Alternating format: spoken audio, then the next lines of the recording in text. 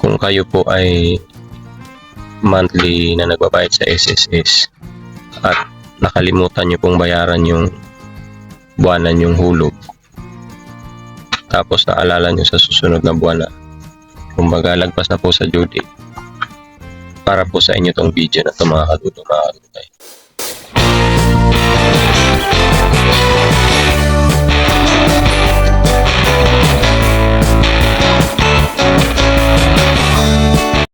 Magandang araw po. Isa na naman pong magandang pagkakataon para makapag-share po sa inyo ng bagong impormasyon po tungkol po sa SSS.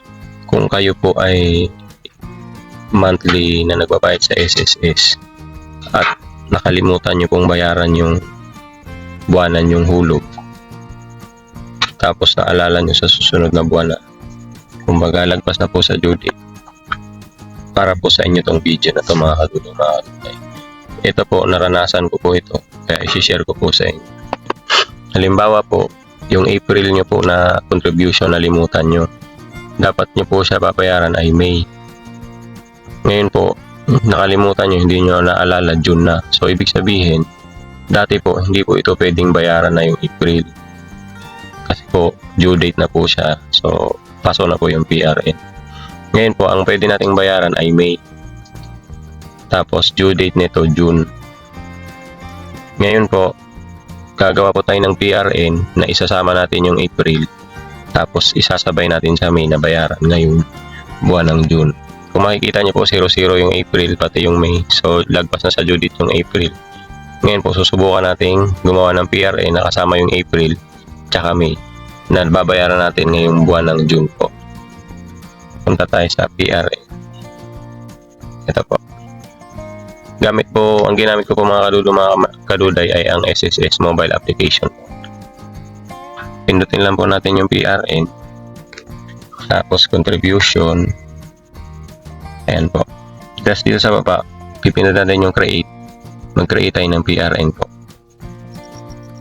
Tapos pagka na-select natin, piliin natin ang membership type, kung anong membership type nyo, kung volunteer or FW. Sa akin po, voluntary. Kasi ito na yung from dito, applicable period, kung anong buwan yun. So ang hindi natin nabayaran ay April, lalagyan natin ng April, tapos 2025, okay. Tapos dito sa kabila, isama natin na yung May 2025. Dati po pag monthly, ang dito sa 2 is April 2025 din po. Ngayon, 2 buwan po bali yan lumalabas mga kaduday.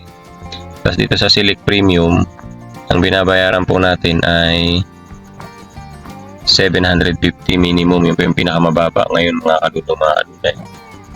Yan po, siselect po natin. So ang total niya na po ay naging 1.5. Generate natin yung PRN mga kaduday. Tingnan natin kung i-approve na SSS.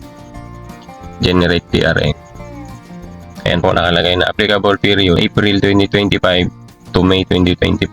Tapos ang amount total natin is 1,500. Okay lang po natin yan. Ayan po. Makapag-create na po tayo ng PRN mga kaduday. Ayan po. Ito po yung gagamitin natin pagbayad online. Yung PRN po na ito mga kaduday. Pwede nyo itong bayaran diretso dito po mismo sa apps na ito mga kaduday. Ito po.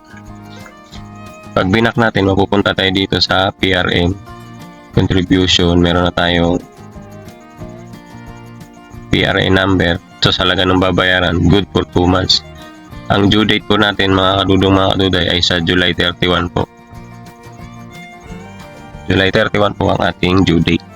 Ngayon po, pag pinindot nyo itong pay, tapos mag-yes kayo, mariredirect kayo dun sa payment center po ng SSS, partner niya for payment po.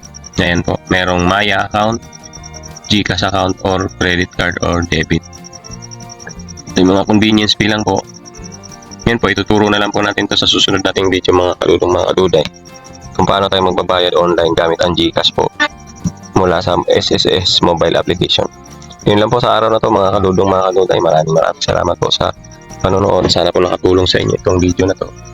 At kung sakaling nakatulong na po sa inyo, ay huwag niyo pong kalimutang mag-like. O doon po sa mga hindi pa nakasubscribe, mag-subscribe na po kayo para lagi kayong updated sa ating mga susunod na video na gagawin tungkol po sa SSS o sa anuman pong mga DIY na matuklasan natin. na makakatulong po sa ating pang-araw-araw na pamumuhay mga katutong mga katuday. At syempre kung sa tingin nyo nakatulong sa inyo at makakatulong pa kayo sa iba, huwag niyo pong kalimutang mag-share. Yan lang po mga katutong mga katuday. Maraming salamat po. God bless.